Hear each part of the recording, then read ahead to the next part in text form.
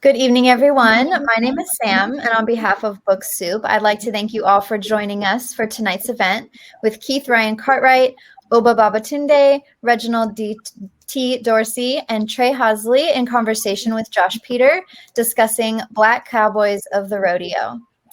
Tonight's event will end with a Q&A, and to submit a question, please use the Ask a Question button at the bottom of the screen. And if you see a question on the list that you'd like for our speakers to answer, please click the like button. It'll bump it up in the queue, and we will try to answer as many questions as time will allow.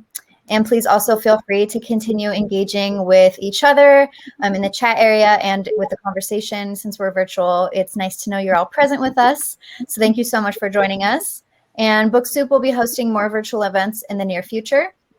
And you can learn more about them on our website. You can sign up for our email newsletter, follow us on social media at Book Soup, and you can even follow our Crowdcast page right here to get direct notifications. And past events are also available on our YouTube channel. Please support Book Soup and our author tonight by purchasing a copy of tonight's featured book. And you can do that by clicking the green button right below the viewer screen.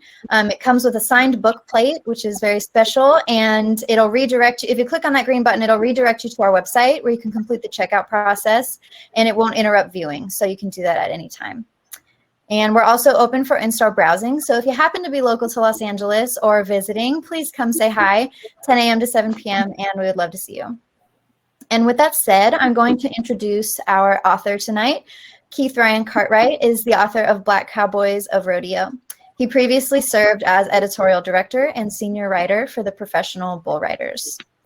And I'm also going to introduce our moderator, Josh Peter, who's a sports writer with USA Today. He recently traveled to Japan to cover the Summer Olympics and previously authored Fried Twinkies and Buckle Bunnies. And Josh will be introducing our special guests of the evening. So I'm going to pass it on to Josh. And thank you all for joining us. And we're really happy to have you at Book Soup. It's an honor to have you all. And everyone at home, thanks for joining as well. And please sit back, relax, and enjoy the presentation. Thanks so much, Sam. First of all, I'm honored to be part of this event, marking the official launch of Black Cowboys of Rodeo. It's an extraordinary book, Keith, and I'm hoping you could kick things off by explaining how you were drawn to the subject matter and how the book came to be. First off, I want to thank you, Josh, for moderating, and Obba and Reginald for being with us tonight, and Trey will be able to join us in a little bit. The book came about after I met Myrtis Dightman, Ty Murray, a 9-time PBR world champion or PRCA world champion. He introduced me to Myrtis probably, I think it was 2009. And when I got done meeting him for the very first time, I said to Ty, I'm going to write that man's biography one day. And then I got busy with the PBR work, and one thing led to another, and it took a while. And then another PBR world champion, Justin McBride, I was asking him, I didn't know where my career was going to go. And he said, man, I keep telling you, it's time for you to write a book. And the book I wrote was Black Cowboys of Rodeo, Unsung Heroes from Harlem to Hollywood and the American West. And it all originated, all those years ago when I met Myrtis Dightman, who that day became my hero, and he's really still my hero. Really neat. Well, I'm excited to ask questions of all three of the Cowboys we have here. I want to start with Obba Babatundé, who is an actor, writer, director, producer, a song and dance man, and an Emmy winner who can be seen on SWAT and Dear White People. He's also a horse whisperer and a rodeo competitor who regularly serves as an honorary grand marshal for the Bill Pickett Invitational Rodeo. It was really one of my favorite parts of the chapter we were talking about earlier, Obba, about your work as a horse whisperer. I'm hoping you can tell us about how that happened, how it came to be, becoming a horse whisperer, and also what you discovered as part of that work that's impacted the rest of your life beyond horses. Absolutely. And allow me just to say I'm so thrilled to be here, with all of you guys. And man, Keith, hats off to you, brother. This book, ladies and gentlemen, you've got to get out and get this book. I mean, really. I mean, if you thought you knew what was going on with Black Cowboys, or if you didn't know anything about them, Keith really marches us through this. It's a tribute to the historical aspect of our contribution to America, as well as the Black Cowboy. So now to get to your question, Josh, the horse whisperer aspect came about because, my dad, I should have had a picture of him to show you him with his horse. My dad was a horseman, but they did it the old-fashioned way. I mean, when they started a horse, they didn't catch the horse. Him and his buddies wouldn't sometimes catch the horse till the horse was 3-4 years old, and they had an old breaking saddle, and they would throw it on there, and he had a stake in the middle of the arena, and they throw a hula hand loop over that horse's neck, and which is what you use a rope a horse as opposed to where you would calf rope a horse or steer rope a horse, and they would get on and hold on, and whoever won that day won that day. And my mother used to put bacon grease on my dad's legs on the inside because they would be torn up so much, and so that would heal them up. Check that out. All right, now, so I was around it, okay, but it became part of the lifestyle. And I want to identify what I mean by that. Reginald knows what I'm talking about. I'm sure, other cowboys and cowgirls that are listening will understand that the lifestyle is not just always about horses. It's a means by which the way you live your life.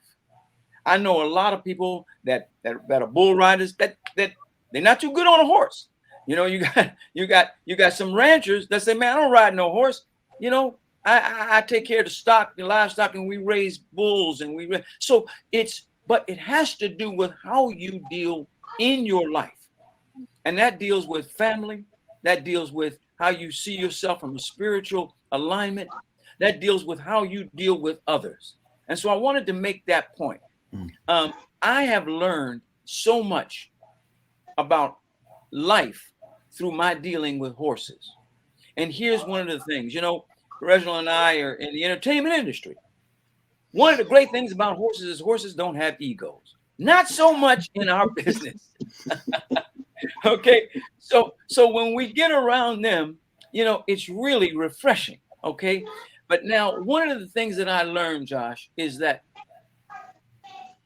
horses, because they're prey animals, don't deal with love or hate. They deal with trust and or distrust. Okay. And what I have identified is there's only one way that you can earn, and I emphasize the word earn, that horse's trust. And that is through investment of time and consistency of behavior. And I think if we as human beings identified that, it would be so much better. Because somebody says, "Oh man, Obba, you're the bomb, man. I saw you in that movie. You killed it. And I walk away and they said, "Man, motherfucker, I can't stand him, man. He think he's all of that." They got something else to say. You know what I mean? You're not going to find that with a horse, man. Investment of time and consistency of behavior brings about earning that creature trust. And once you have that trust, it's a lifelong relationship.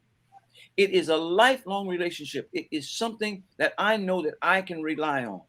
So what I do in terms of the horse whisper aspect, and I've learned all about the anatomy of the creature, and I've done all of the research so that I know the best way to communicate with that animal.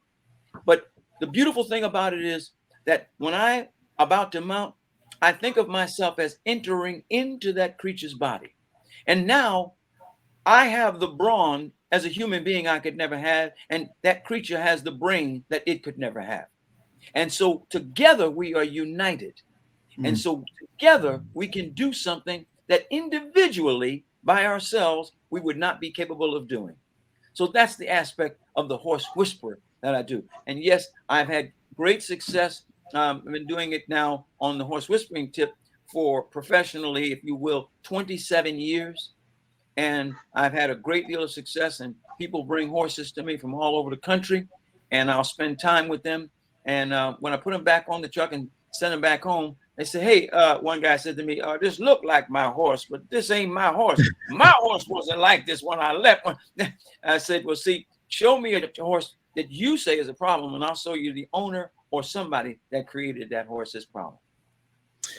Fascinating. I don't want to belabor this, but I'm just curious to know if you find this has sort of changed how you interact with human beings, if you use those same principles in your daily interactions. I absolutely do. The short answer is yes. It is. It changed the way that I, because it's no longer about being right. It's about finding a means to a resolve. Mm. You feel what I mean? I do. Okay. Fantastic. We've got another distinguished cowboy I want to pull into the conversation. Reginald T Dorsey is a team penning and team roping champion. He also trains horses and regularly serves as Grand Marshal for the Bill Pickett Invitational Rodeo.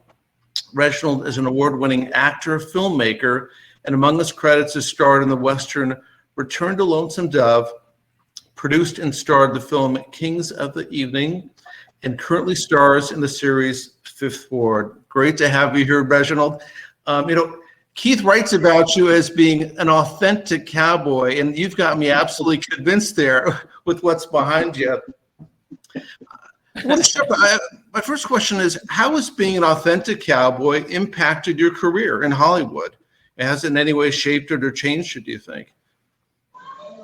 It's given me the tenacity to face every challenge that I've had to deal with in the entertainment industry. It has given me a foundation which to work from, and I've been rooted in my character and in my principles that I learned as a cowboy. So all of those things has contributed to my work as an actor, as an artist. And as Obba so elegantly spoke to, it's hard to do what we do with horses and not take that into our personal lives and in our relationships. So it's just part of who we are. There's a saying that oftentimes we use, it's in the blood. That's really interesting. Yeah, I mean, in the blood, I was thinking in the DA, and in particular, what I loved about the chapter about you, there was a section about, forgive me, I'm going to read, where Keith notes that there was a horse stable 5 miles from your house. You would walk there through the Texas heat and shovel horse crap all day for 50 cents. And I'm wondering, that experience and some others, are there some other like fundamental experiences that sort of got that even deeper in your blood and formed your cowboy, your cowboy psyche, or gave you that core? Yeah, I'm a third generation cowboy. My grandfather trained and was a horseshoer. His son, my Uncle Wardell, put me on my first horse. And from that point on, I never looked back. Those days in Texas gave me, my foundation, and it really honed where I wanted to go in life. And when you put that type of commitment in, where you're shoveling horse manure in the Texas heat during the summertime, you either gotta love it or you either gotta hate it. And it was one of those things that I absolutely loved. I mean, my mother would have to look for me throughout the summer days because I was at the stables most of the time. And after my parents divorced, and by me going to the stables oftentimes, I would be around other cowboys. And later on in the evenings, after I got through shoveling horse manure all day, I would actually push calves out of the chute for calf ropers. Wow. And there was this one African-American cowboy who was pretty much bigger than life for me, because I had a chance to see somebody that looked like me, and I was able to admire him. And he would actually take time with me and allowed me to ride his horses, to cool his horses down after he'd get through calf roping, and he'd give me a ride home at night. And so that made quite an impression on me. And I'm sure that Obba, I'm sure that most of the cowboys in the book, that somewhere along the line, those kind of impressions have been made quite often to other young cowboys and young African Americans. Thank you, Reginald. Keith, I want to go back to you for a second. And I mean, these two gentlemen here have such fascinating stories. I'm curious to know, what were some of the more profound experiences you had in interviewing cowboys like this? They all were. And what stood out to me now, looking back at the process, was I kept asking myself, how were these not told? How have these stories gone unknown for so long when I found them so easy? And then once I found them, and I mean, everyone listening to Obba talk, and you're listening to Reginald talk, and I can assure you, the others was the same way. It was captivating. It was captivating. I mean, I could still be researching right now. I mean, I have enough cowboys for a second volume, and I obviously have enough cowgirls for the cowgirl companion piece to this. I mean, it is endless. And that's what really stood out to me, was how easy it was to find and how compelling it was once I sat there and listened, actively listened. And there's a difference between someone saying they're listening, and that means, you know, somebody's talking, they're just waiting for that person to stop talking so that they can say something again. You have to actively listen. And when Reginald knows that I'm actively listening to him, he introduced me to Obba. He introduced me to Glenn Turman. He introduced me to James Pickens Jr. And then on a hot June Friday night, when in the middle of a pandemic, when none of us could go anywhere, and we spent the night on the phone talking, and I said I really needed a forward, and I wanted a powerful forward, and I wanted a voice. I wanted something that would stand out. And I said, pie in the sky, obviously at the top of my list would be Danny Glover and Morgan Freeman, thinking I would never get either one of them. And Reginald said, do you want Danny Glover to write a forward? I said, do I want Danny Glover to write it? Would Danny Glover, who am I? And he sent him a text message, and 45 minutes later, we get a text back saying, let's do this. I mean, it's what did I find? I found a treasure trove, and I don't know where everyone else was. I'm a storyteller. You know, I'm not a journalist, or I'm not someone who tells stories in any one particular medium. I just want to tell a compelling story, and whatever people are. You know, these guys have to be black cowboys, but who they are as human beings is fun. And the portrait is set against the background of black cowboys, American history. That's what I found. Yeah, man. Yeah, what's really neat is I can tell that you formed your relationships here, and it went beyond obviously just interviewing. I mean, just to see you interact with Obba and with Reginald, and I really appreciate that. Although, you know, it seems like almost everybody was willing and wanted to tell their story, the stories that have been overlooked for years. Were there any challenges that you faced along the way? Challenges in that maybe there were people who were leery. Well, either researching or writing, any part of the process. Yeah.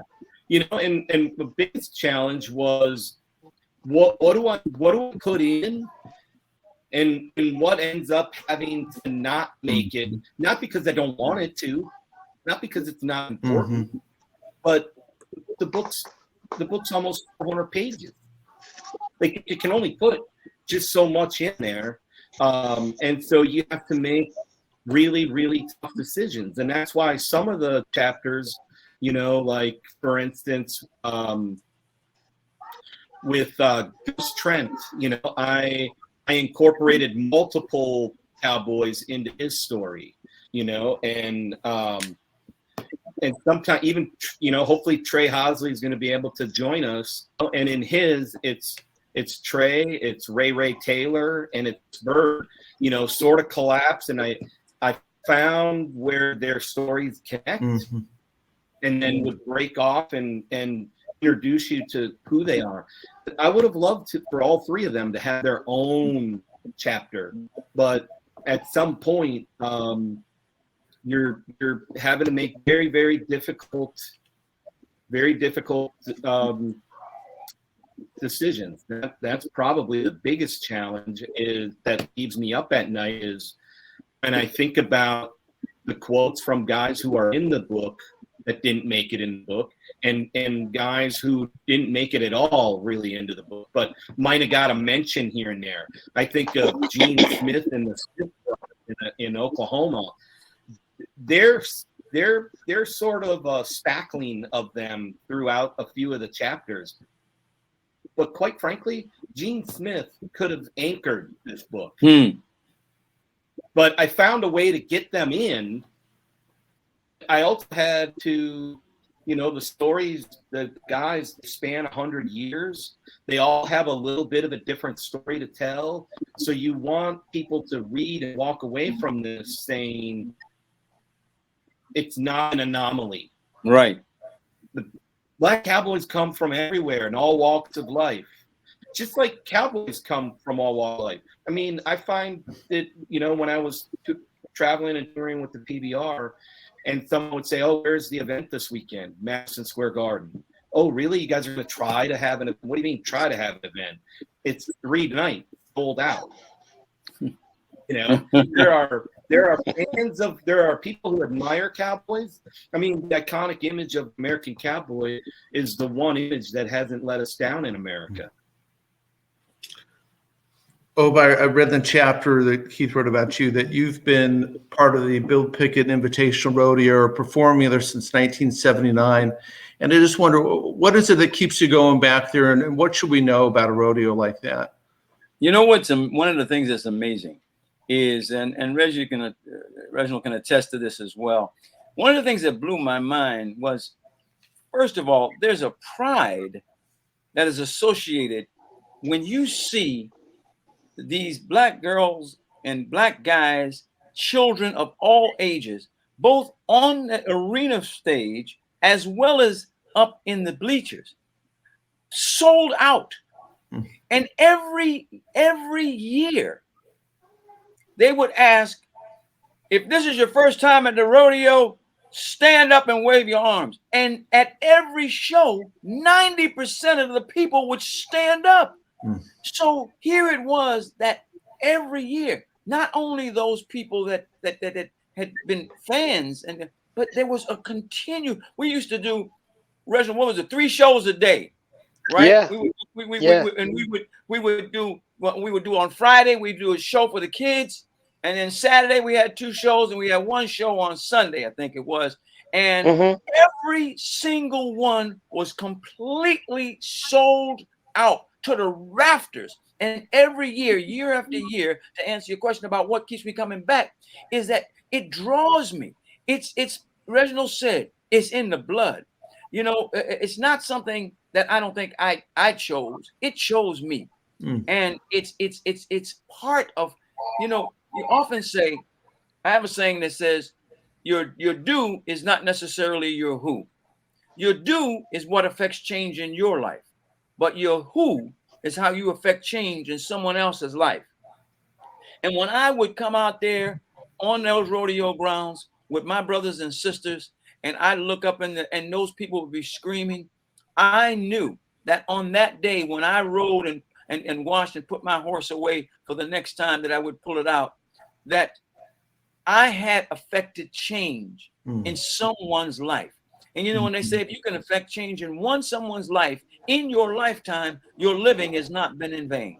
And so every single time I know, I'm reminded my living has not been in vain. That's a great feeling, Josh. That's a great feeling, man. Incredible. Reginald, what about for you? What kind of opportunity has that been, maybe to reach people who've not been, heavily involved in the rodeo, and I wondered how much it's inspired you to be part of that too? Well, so much of, can you guys hear me? I can. Yes. Okay.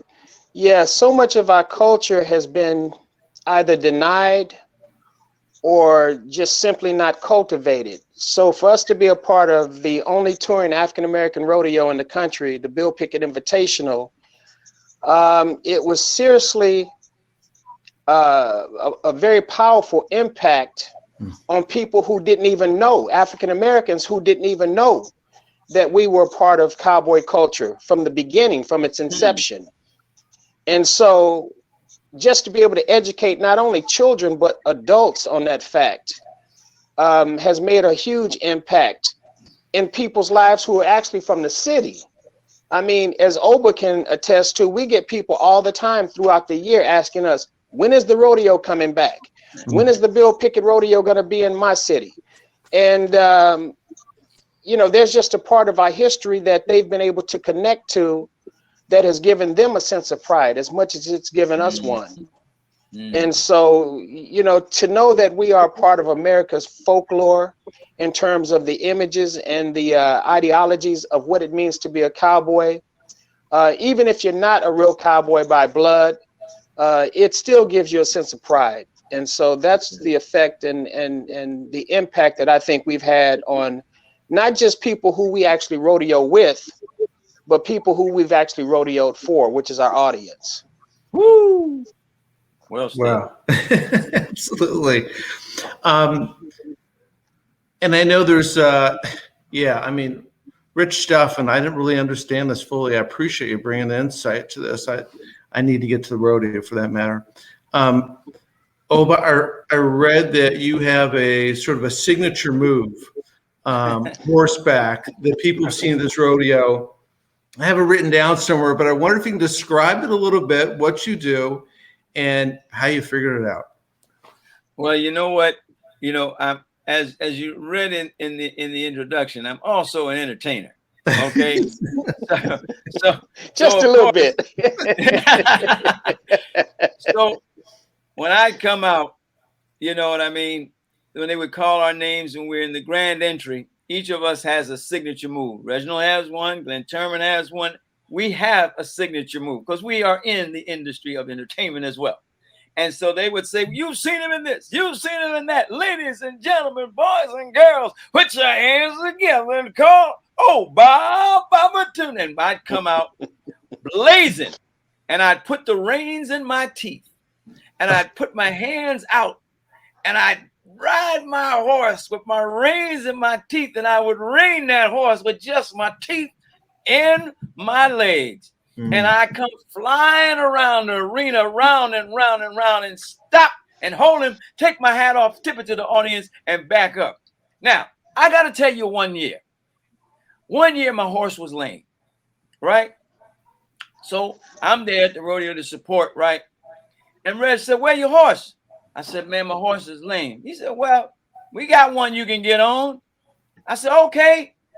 They introduced me. Here I come. I jump on this horse. I got the reins in my teeth, Josh. I'm coming around there. I'm flying. Hey! And I started asking the horse to slow down.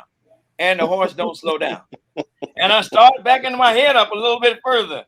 And I'm pulling. And now my teeth are about to come out of my head, Josh. You understand what I'm saying? And I'm like, so I take the horse and I said, okay, the only thing I can do is there was a bend in the arena, and I ran the horse straight toward that wall. I know we weren't going to go through the wall. And so he turned, and swerve enough that he turned, I just acted like it was all part of the show, right? I said, Reginald T Dorsey, thank you very much for putting me on a horse with no brakes, okay? But that's all right, because check this out. Then we ended up at a rodeo in Phoenix, Arizona. And Slugger put him on an old bucking horse. And I got a chance to laugh because he laughed at me that day. I got a chance to laugh. Reginald was going up in the air and coming down, up in the air and coming down, up in the air and coming down. His horse had no brakes on it either. So, you know, I mean, that's my signature move. I love it, but I wanted to addendamize that story. It's just my brother is here, and we can talk about that. I think Trey has joined us, so I'm going to get out the way. Well, that was worth the price of admission, but let's see if Trey can hear us. Trey, are you there? Yeah, I can hear you guys. All right, great. Hey! Well, I want to introduce Trey Hosley. I'd like to introduce... Great. Go ahead, Josh. I'm sorry. I just want to introduce Trey for our viewers here. Trey Hosley was born and raised on horseback in Compton, California, but a Greyhound bus ride to Houston, Texas changed the course of his life. and led to a rodeo scholarship at Wharton County Junior College. Today, he competes in professional rodeo as a bareback rider and as a mentor for inner city youth. And Trey, it's great to have you. I'm glad you made it. I can't hear now. What was it like growing up a cowboy in Compton? I mean, Fort Worth, maybe Tulsa, but I don't know. There are a lot of cowboys coming through Compton. Hey, Josh. Actually, we're few and far between, though. I could say that. It was. I honestly can't say that I ever knew it any different because it was all I knew. So growing up in Compton, that was what I thought the world was. And whenever I got to get out and see different things and greater things is when my eyes were open to actually wanting to pursue this. And I wonder, were there any limitations early on? I mean, did you have a relative or a mentor who helped get you access either to the horses, the bucking horses, whatever it might have been, or how did you find it? I mean, how did you find your way? Yeah, actually a kind of crazy story. So my grandfather is from Mississippi. He had 5 sons, 8 kids total, 5 boys. When they moved to Compton, he realized that he needed something for those boys to do before they started getting into too much trouble. Well, my dad was the youngest of the 5, and he's the one who kind of kept horses around, So like all of my cousins, friends from around the block, they all knew that they could come to my dad's house on the weekend, and at some point in time, we would make it to the stable.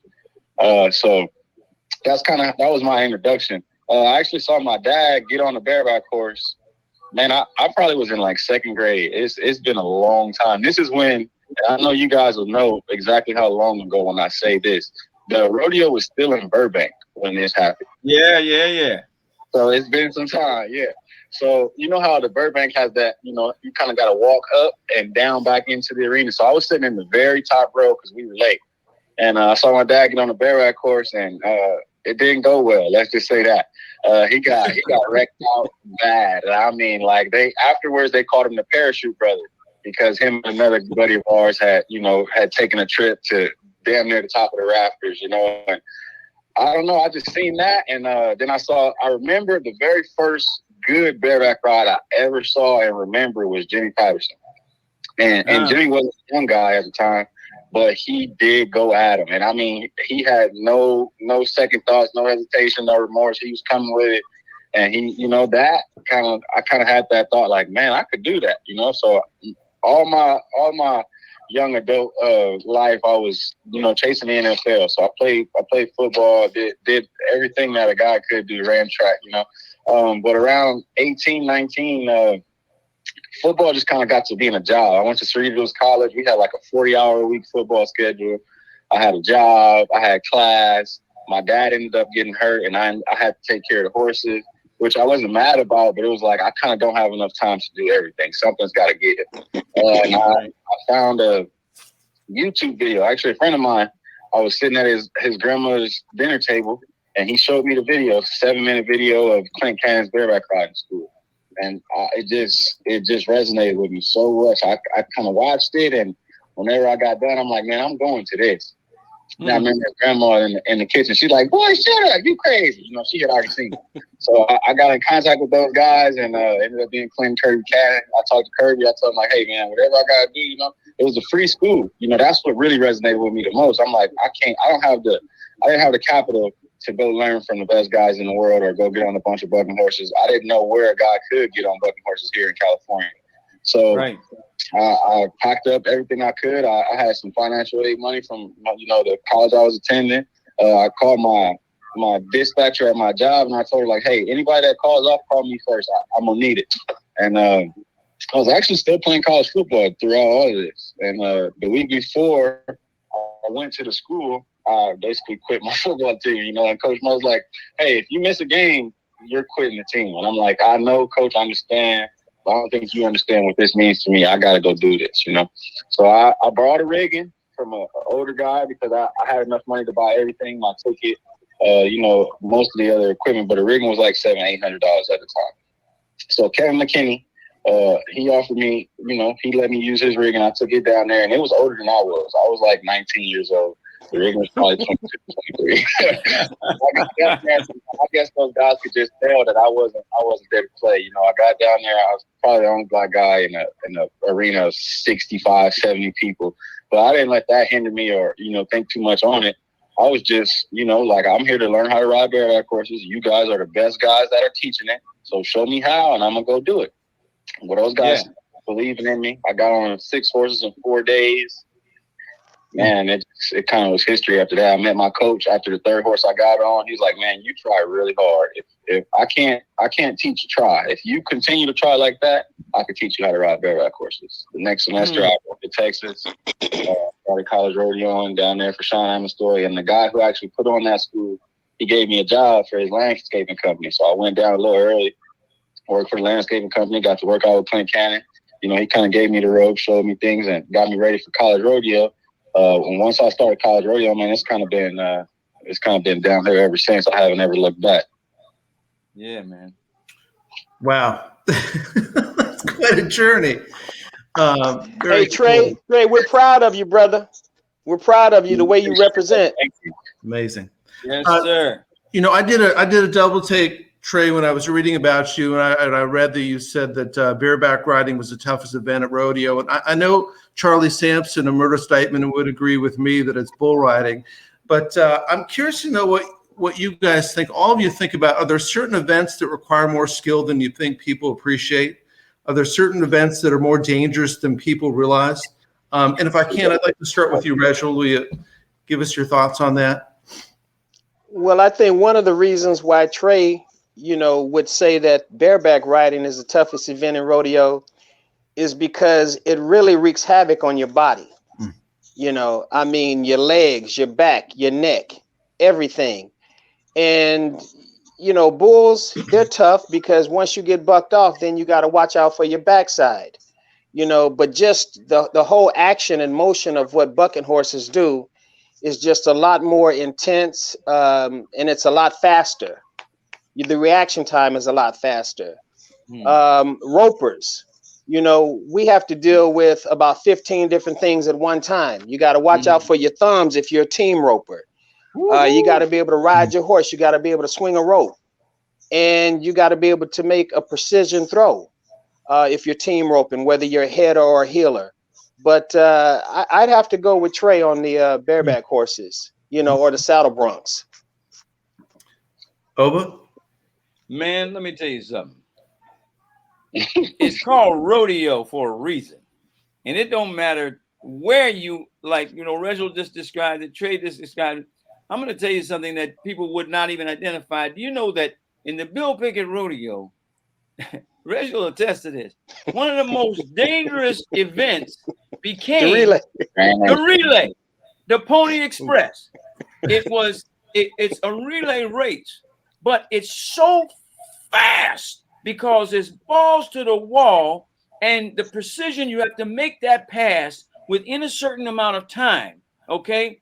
And I am telling you, I have been in situations where the wrecks have been horrific because just in a split second, somebody doesn't move their horse exactly the same way, and that horse crashes into the other horse, and man, there's a lot of flesh flying around. So I'm telling you, it's called rodeo. That's why that man wrote Black Cowboys are rodeo. Man, it can you can get toe up just trying to just do anything in rodeo, man. You know what I mean? You know, hey, Obba. Yes, sir. You said you can get what? Toe up. Not torn up, toe up. Right? Tone up from the flow up. You know, and anybody that's involved in rodeo will tell you the same thing. You know what I mean? I mean, those the guys that man the gates, just being able to pull that gate open when that stock comes blowing out of there. Reginald and I have pulled slack for some of our friends, and I'm telling you, you don't even understand the force of nature.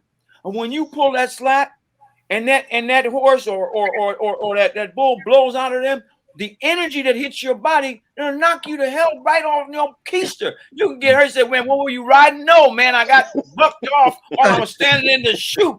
You know, so it's called rodeo for a reason. And, you know, each cat will tell you, or girl will tell you that, listen, I'm telling you, we've seen like the barrel racers. When them women come out of there flying, when they get, that horse is not stopping. That horse is not stopping. And they got to run it right back into a wall. Man, anything can happen. Rodeo is rodeo, baby. And I don't care which event it is, you know, and Charlie is our man. You know, Samson is our man. But I'm telling you, Trey and them cats, you know, I've seen Reginald, myself, Glinter, you eat some dirt. If you involved in rodeo, you're going to eat some dirt and you're going to get some in your britches too. I'll tell you that much. Hey, Josh, we've all left a pound of flush in the arena. Trust me, all of us. I want to take a question from the audience, and this one is directed to Keith. The question is, what was your toughest interview in putting this together? With whom? Toughest topic. Wow. I've never thought of it that way. I would say the toughest was probably the first, and not that it was a tough interview, just that you're getting started. You know what I mean? It's like you're beginning at square one. Where do you start, and where are you headed? I didn't really know where I was headed. And in fact, the first interview I did for the book, official interview for the book, I had talked to Myrtis before I was working on the project, but once the project came about, Jim Austin is the first interview I did, and he and his wife Gloria, they own and operate and run the multicultural museum there in Fort Worth, and I went there, and they're on here tonight, and yes. and Jim is a very easy interview. It was a great conversation. It was very eye-opening. He pointed me in a lot of directions, but it was difficult in that I was trying to get the most from him in the moment and not waste his time, while at the same time I was really learning.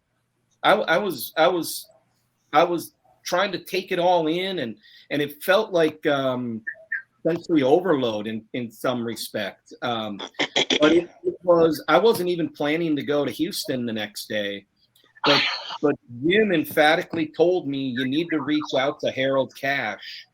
And I called Harold Cash, and he answered the phone, and it was a Saturday afternoon. And so then Harold was like, well, when were you planning on coming? Well, I didn't want to lose the moment, right? Because I don't know this guy. So I said, tomorrow? And he said, great. And I don't know the name of the place. It was a soul food restaurant on the south side of Houston. I think it was like the Blue Ox or something like that. And so on Sunday at 3:00 in the afternoon, I met him at the soul food restaurant, and he talked to me, and I recorded nonstop until 8:00. And I did this 5-hour interview with Harold, just him outlining for me the history and the depth of Black Cowboys and what it meant to Houston and the Gulf Coast region. And that was probably right then when I knew this is going to take a while. I didn't know take a while meant 3 years, but I knew I knew that I had a lot of work ahead of me. And I think the other part of that question, unless I misunderstood it, was what was the toughest topic?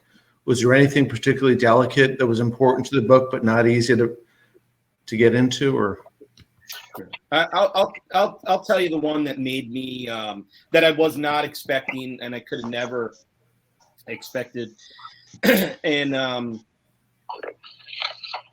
I spent a lot of time with Irvin Williams.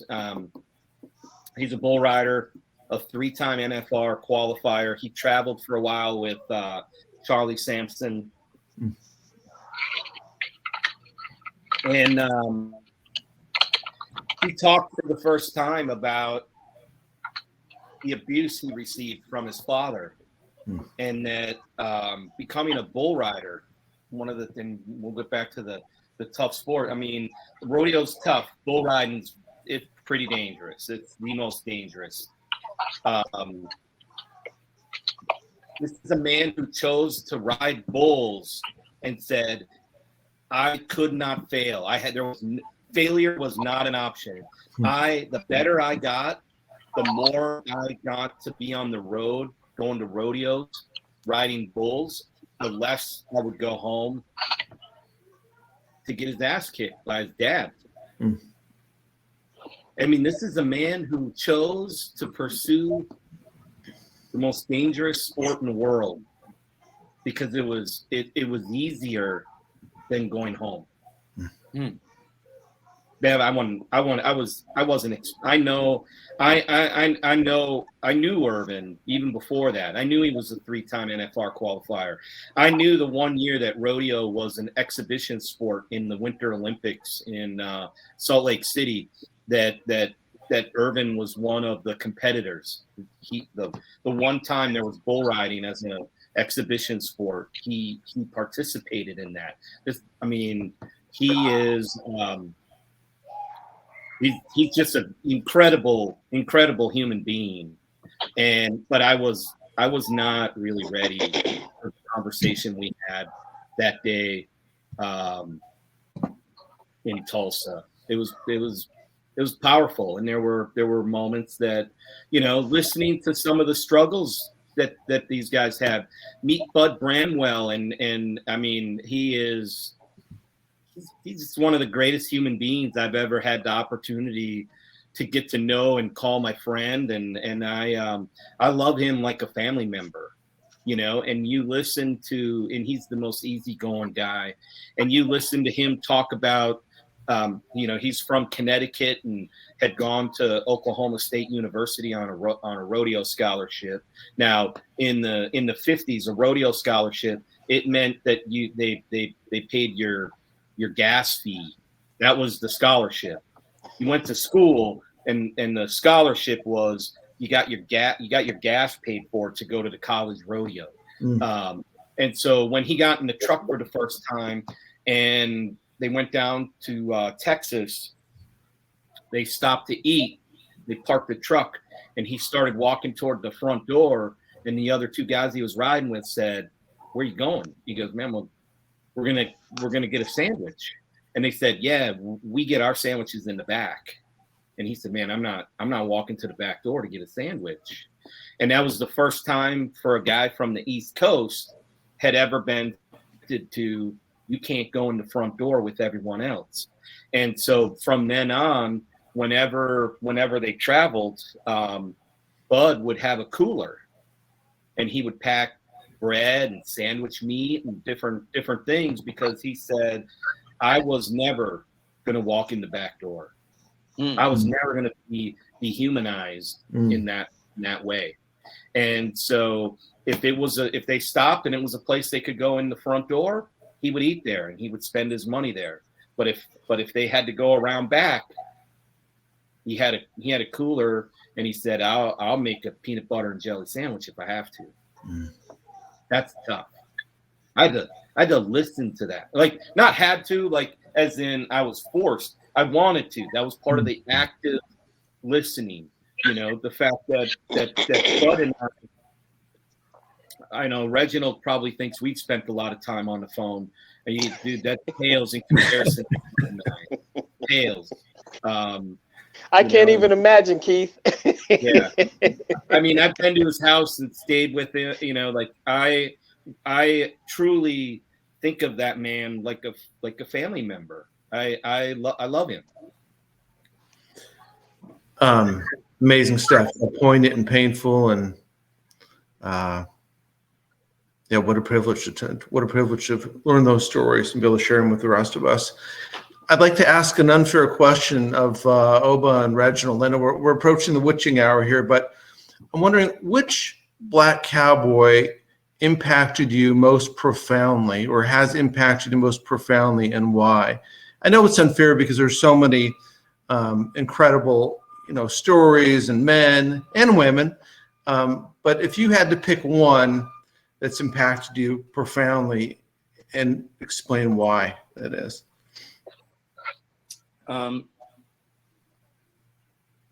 Yeah, there's a, the question sort of begs someone that people might know.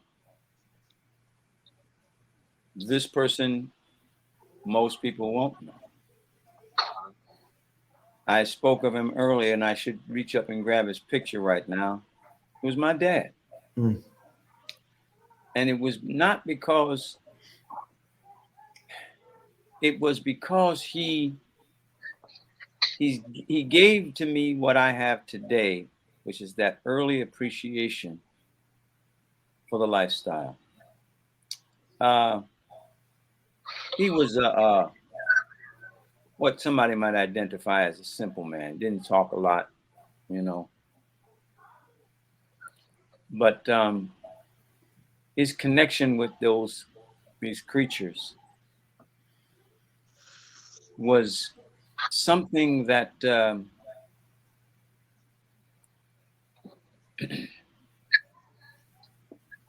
he didn't live that long. He passed when I was 15, right? But for those years, man, that guy, my dad, he taught me about manhood and integrity. Mm. So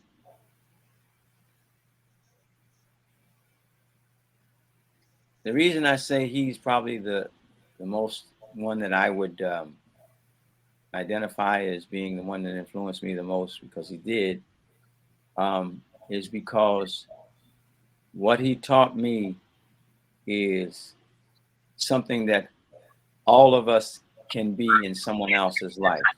Mm. And that's someone who can look at somebody in the eye and tell them, you can do it.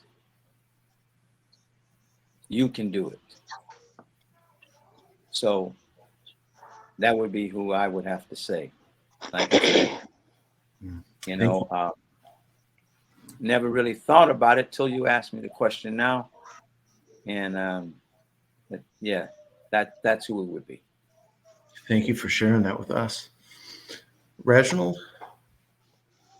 For me, that would have to be my Uncle Wardell Young.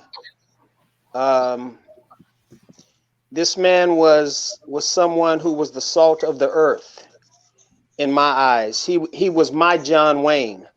He was bigger than life. Mm. He wasn't afraid of anything or anybody. He was a caretaker of land, and he would go feed his horses. There'd be about 30 horses in a corral, and I'm 2 or 3 years old, and he'd just throw me up on him, and I'd grab the horse's mane and hold on while he was doing his work. Hmm. And I just remember looking at his hands, and he had like hands of stone, because he would work so hard with, working the land and dealing with the horses and things of that nature. And he could build anything. And he was just a larger than life image for me, and somebody that I wanted to make proud, someone that I wanted to emulate. And if that man had not been in my life at that age, 3 years old, up until, he passed away, when I was in my early 20s. But if he hadn't been in my life, I would not have had that foundation, and probably the passion that I have for not only being a cowboy, but for the love of the horses that I own, and the people that I've been able to associate with as a result of that foundation that he gave me. Thanks, Reginald. Trey, can you hear us? Yeah, I'm right here. Great. Have you been hearing the discussion? I don't know if you heard the original question, and if you could maybe share a thought about one of the great Black Cowboys, either someone that we all know or someone that we'd like to know, who impacted you. Yeah, but when you ask the question, I kind of had never thought of that either. But the answer for me was just so clear. And for me personally, I would have to say Cedric Haynes. Cedric was one of the first people to ever instill confidence in me as a youngster. You know, before I was anybody, before I had won anything, before I had ever really came out and, you know, done anything. Cedric gave me, you know, those words that have stuck with me on to this day. And just the relationship that we built from, you know, I lived in California. You know, this is a guy that's like a legend, you know, the matriarch of his family. You know, everyone's looking to Cedric. And I remember one day I was entered in the roping at the Bill Pickett, and the guy whose horse I was supposed to ride didn't show up. And a buddy of mine, I think he tried to set me up, actually, because I think he thought Cedric would say no. He's like, man, go ask Cedric if he can ride his horse. He got the best horse here. You know, I mean, this is a guy that never seen me ride. You know, he was like, man, you kind of told me, like, you kind of bold to ask me that, kid. And I was like, yeah, I mean, I don't have any other choice, you know.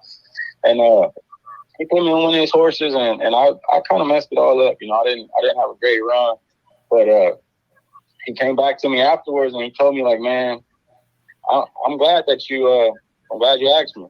He's like, you're an athletic kid. I see you try hard.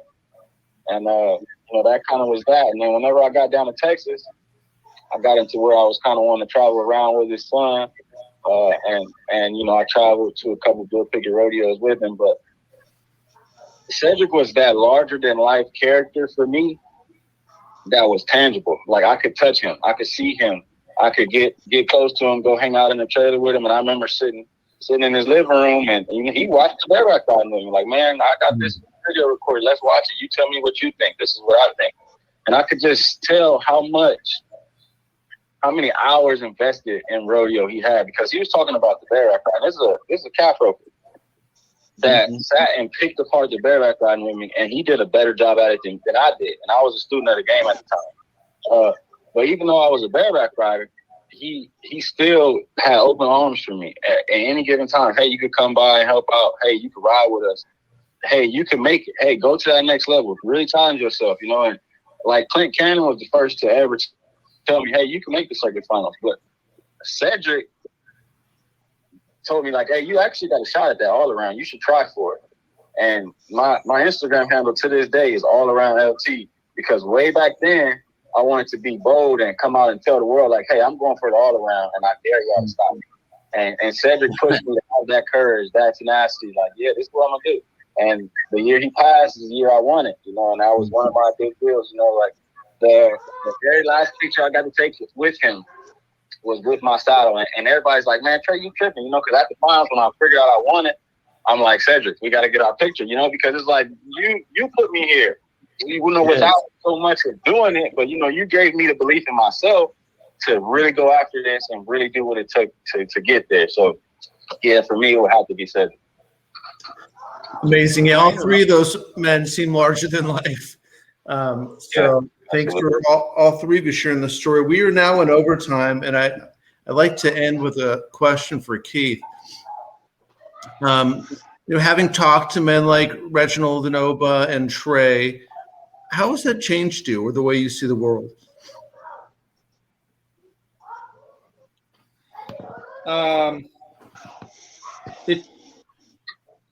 It's more of a reminder than a change. I mean, it's a reminder to always be curious.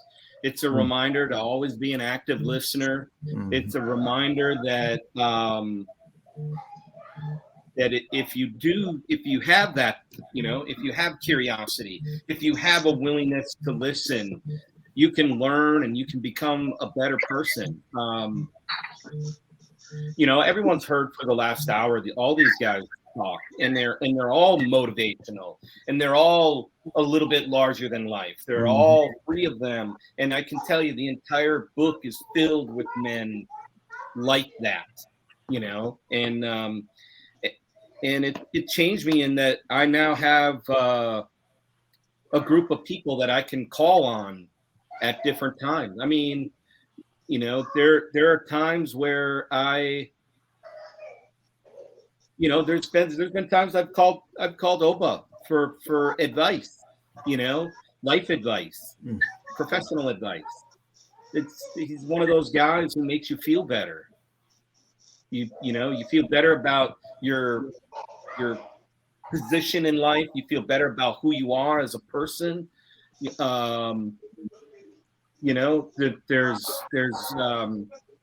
I think about Myrtis Dightman, who doesn't have a formal education. You'll read in different places that he went to school until the 5th grade, but it's not like he went every day through the 5th grade. He lived on a ranch, and depending on the age he was and depending on the work that needed to be done, if there was work that he could do for the size and age that he was, you did the work. So he didn't work or become a cowboy out of convenience. He went to school when it was convenient, and it wasn't convenient very often. And so he can't read or write. And yet some of the wisdom, and you can just, I don't mean to sound like I'm pimping the book, but buy the book and read the chapter about Myrtis Dightman, and there's some quotes in there that you're like, wait a minute. A man who has no formal education said that? I never were a world champion, but I was a world champion as a man? Come on. Yeah, ton of wisdom. So we've exceeded our time. We can stay here all night as far as I'm concerned, but I just want to check in and see if Sam is ready to give us the boot, or what's happening. I'm here, and you are welcome to continue, but I know that Obba has to get back to set, I believe. And, it's up to you guys. Totally up to you guys. It's wonderful to hear all of you speaking. I would like to then end it by, I want to thank Jen and Dan for booking this event. I would have loved for it to be in person and for all of us to be at the store. Life didn't allow that to happen, but as you can hear from Trey and Obba and Reginald, man, life's a challenge, and you do everything you can to just keep moving forward, and that's what their stories are. This book, there's a lot of challenges in this book. There's a lot of things that men and people who were not treated fairly. But the stories are about how they overcame that. How you still do what you're going to do, no matter what. And that's what the book is about. The book isn't meant for someone to read it and become influenced or inspired to be a cowboy, but it will hopefully inspire you to have a cowboy approach, a cowboy mentality of without fail, do not stop, keep moving forward. That's what being a cowboy is. That's what the book is about. That's what their stories are about. But these men, hey, they're funny, they're good, they're lively, and everyone's, by and large, and probably laughed and enjoyed the last hour. But they're pretty serious guys when it comes down to it.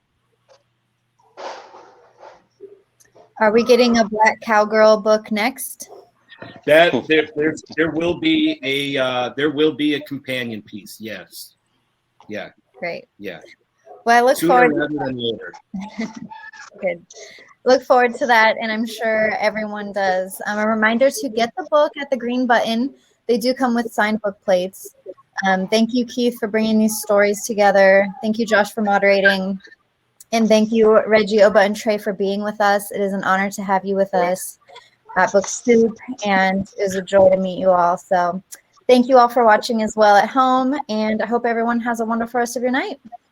You bet. Thank you guys for having me, and thank you, Keith, for putting this. Thank you, Keith.